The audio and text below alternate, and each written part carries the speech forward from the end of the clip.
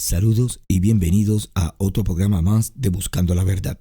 Este es tu hermano en Cristo Gelson, invitándolos a que me acompañen con el estudio de hoy. Antes que todo, les quiero dar las gracias por escucharnos y por todo el apoyo que hemos recibido por parte de ustedes con relación a este programa. El tema de hoy, ¿por qué la iglesia no crece? Oremos. Padre nuestro que estás en el cielo, alabado y glorificado sea tu nombre. Gracias por permitirnos llegar con vida hasta estas horas de la noche. Pedimos humildemente que este estudio de tu palabra que vamos a comenzar sea tu Santo Espíritu quien lo dirija, porque a Él enviaste para que nos guiara a toda verdad. En el nombre de Cristo Jesús pedimos. Amén. Vamos a comenzar el programa de hoy con la siguiente lectura bíblica. Busquemos en el libro de Jeremías, capítulo 2, versículo 13, traducción Nueva Versión Internacional. Dice allí: 2 son los pecados que ha cometido mi pueblo. Me han abandonado a mí, fuente de agua viva, y han cavado sus propias cisternas rotas que no retienen agua. Palabra de Dios. Este versículo claramente nos está diciendo que el pueblo de Dios se había alejado de Él para buscar su propio entendimiento u opinión. Este ha sido el panorama de la iglesia desde hace ya un tiempo. Por momentos o temporadas se llena y por momentos está vacía, con tan solo varios miembros que se mantienen perseverando.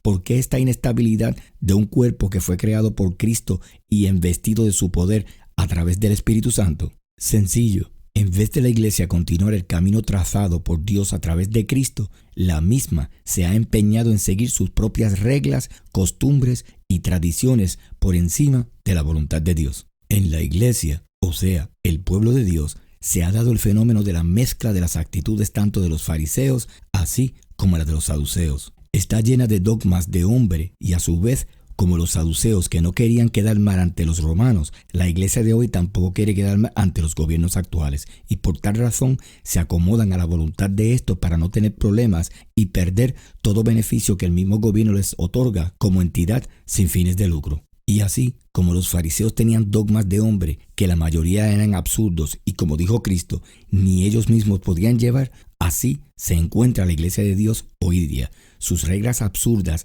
cargas innecesarias que no conducen a nada que no sea al legalismo y a la propia justificación, son la orden del día en el pueblo de Dios. Las costumbres y tradiciones han socavado todo aquello por lo cual Cristo entregó su vida. Se han alejado de la fuente de agua viva por una fuente de agua inerte que no conduce a ningún lado, o sea, está estancada. Es por tal razón que no ha podido tener o retener esas aguas en sus cisternas. Quiero hacer una pausa. Todos sabemos lo que representa el agua en la Biblia: gente, pueblos, multitud de personas. Cuando la iglesia tiene cisternas que no retienen el agua, significa que no está reteniendo por mucho tiempo todos aquellos que llegan a la iglesia. Se les ha olvidado que Cristo nos mandó a ir a crear discípulos por toda la tierra, pero como a mí me han dicho hermanos personalmente que no hay que hacer tanta obra misionera porque la misma palabra de Dios dice en el libro de Hechos capítulo 2 versículo 47, traducción Reina Valera del 60, dice: y el Señor añadía cada día a la iglesia los que habían de ser salvos. Palabra de Dios. El asunto aquí es que esa es una burda interpretación del versículo. Cuando digo burda, a lo que me refiero es que es una respuesta de alguien ineducado en la palabra de Dios. Sabemos que nadie viene a Cristo sin que éste haya sido llamado y escogido por Dios el Padre. Cristo mismo dijo en el libro de Juan, capítulo 6, versículo 44, ninguno puede venir a mí si el Padre que me envió no le trajere. Palabra de Dios. Ahora bien, las personas creían en ese llamado cuando escuchaban tanto a los apóstoles como a los que estos enviaban a hablar de las buenas nuevas de Jesús, o sea, el evangelio de salvación. Lo que este versículo nos enseña o quiere decir es que una comunidad cristiana saludable atrae a las personas a Cristo. El celo de la iglesia de Jerusalén en la adoración y amor fraternal fue contagioso en aquellos tiempos. Un amor fraternal que la iglesia de hoy carece grandemente. Una iglesia saludable y amorosa crece en cantidad de discípulos, pero una iglesia que no socializa con la comunidad y se mantiene encerrada en sus 4 paredes y a su vez golpea a los que ya están en ella mediante todo tipo de dogma legalista, no puede atraer a nadie. No puede haber crecimiento en la iglesia si ésta no sale a trabajar. Pablo dijo, 1 Corintios capítulo 3, versículo 6, traducción Reina Valera del 60, yo planté, Apolo regó, pero el crecimiento lo ha dado Dios. Palabra de Dios. O sea, los discípulos fueron a sembrar la semilla del Evangelio y Dios la hizo germinar, añadiendo así cada día los que habrían de ser salvos en la iglesia. Si no se trabaja, no se puede ver frutos. Pero el Señor hoy nos dice a todos como pueblo escogido, a su iglesia, lo siguiente: tu maldad te castigará y tus rebeldías te condenarán. Sabe, pues, y ve cuán malo y amargo es el haber dejado tú a Jehová tu Dios. Palabra de Dios. Jeremías capítulo 2, versículo 19, traducción Reina Valera del 60. También nos dice el Señor en el libro de Jeremías capítulo 2, versículo 26, como se avergüenza el ladrón cuando es descubierto, así se avergonzará la casa de Israel, ellos, sus reyes, sus príncipes, sus sacerdotes y sus profetas. Palabra de Dios. En estos últimos tiempos de apostasía, la iglesia de hoy está viviendo la postura de la iglesia de la Odisea. Toda la iglesia será avergonzada por no mantenerse en la voluntad de Dios y querer hacer lo que a ella le parece correcto, o sea, sus costumbres y tradiciones. El pueblo de Dios no ha podido llevar un testimonio correcto al mundo. Hoy decimos que la iglesia se mueve con un así dice Jehová, pero la realidad es que se mueve con un así lo hacemos nosotros. Hoy día, nuestros lugares de adoración se han convertido en clubes sociales y salones de espectáculos. Hoy hemos traído los ritmos de la música secular a la iglesia. Tanto los hermanos como las hermanas se visten con ropas y atuendos como si fueran a un concurso de belleza o a una pasarela de ropa a la moda. Y aquí no ha pasado nada. Utilizamos el pretexto que Dios conoce el corazón, y aunque para nosotros la vestimenta o la música puede que no sea la adecuada, no se debe alarmar uno, porque después de todo, Dios conoce el corazón y eso basta. Pero no olviden lo que dice la palabra de Dios. Claro que sí, que Dios conoce el corazón, pero también en el libro de Jeremías capítulo 17, el versículo 9, traducción Reina Valera del 60, dice: engañoso es el corazón más que todas las cosas y perverso. Palabra de Dios. Dios conoce el corazón del hombre, pero también sabe que todo lo que emana de él no es bueno. ¿Por qué? Porque toda la tendencia del ser humano luego de la caída es hacia lo malo y no lo bueno. Pablo mismo estaba consciente de este estado. Dice en el libro de Romanos capítulo 7, versículo 19, traducción Nueva Versión Internacional, lo siguiente: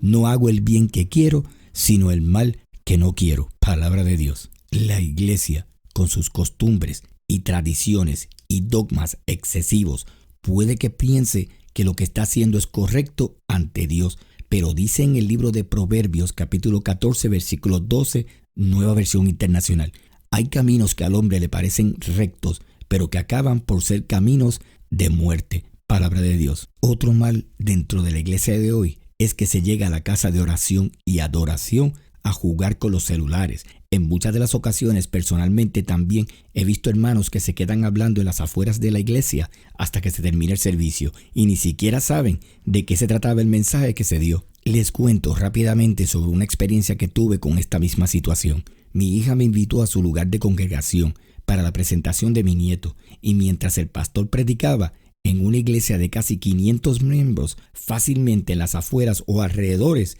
de esta habían como algunos 150 miembros, entre hablando y consumiendo comida. Comida que se vendía para recaudar fondos para las obras misioneras, acción que para mí no fue nada diferente a la de aquellos mercaderes que Cristo echó fuera del templo por estar vendiendo y comercializando.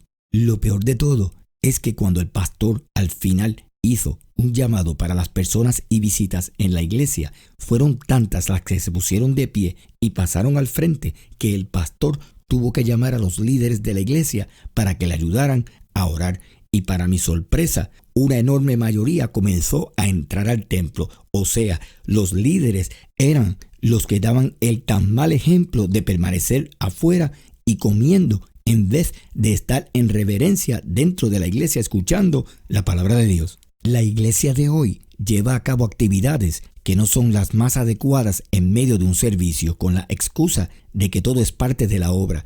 Esto para justificar todo tipo de comportamiento incorrecto y acto de irreverencia hacia Dios. En la iglesia se encuentran grupos de hermanos y hermanas que se sienten dueños de la misma y por ende quieren imponer sus propios criterios y prejuicios a los demás. Con su expresión favorita, aquí siempre se ha hecho así o asado, y no se puede cambiar. Mi pregunta es, ¿por qué hacer del cristianismo un estilo o modo de vida difícil de llevar? Son tantas las restricciones que hay dentro de la iglesia, o sea, los dogmas que hacen que las personas no se queden y abandonen la iglesia. Es por esto que son cisternas que no pueden retener el agua. Cuando Dios escoge a el instrumento que ha de exponer su palabra, la iglesia de hoy pretende que esa palabra sea la que ellos quieren oír y no la que deben escuchar. La iglesia de hoy tiene comezón de oír, como dice la palabra de Dios en el libro de 2 Timoteo, capítulo 4, versículo 3, Nueva Versión Internacional.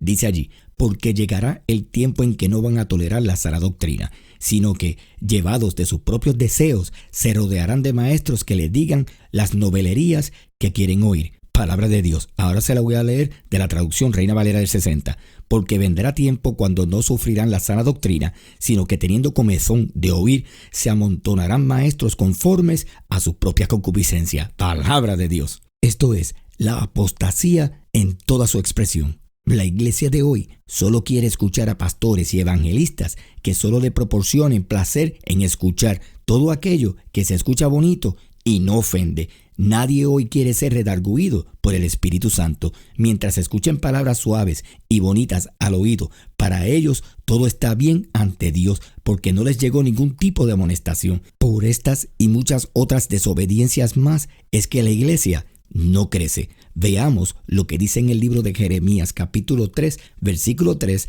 traducción Reina Valera del 60. Por esta causa las aguas han sido detenidas y faltó la lluvia tardía. Palabra de Dios. Cuando el Espíritu Santo es detenido, o sea, contristado, no hay riego alguno y por tal razón la iglesia no crece. La iglesia ha tomado livianamente y justificando grandemente sus actos de desobediencia con expresiones como nosotros somos así, aquí se hace así y no vamos a cambiar ahora. Estas expresiones solo evidencian la arrogancia del pueblo de Dios y su intromisión en la misión que Dios le dejó antes de que Jesús ascendiera nuevamente al cielo. Pero les quiero decir que para la iglesia, el pueblo de Dios, aún hay esperanza.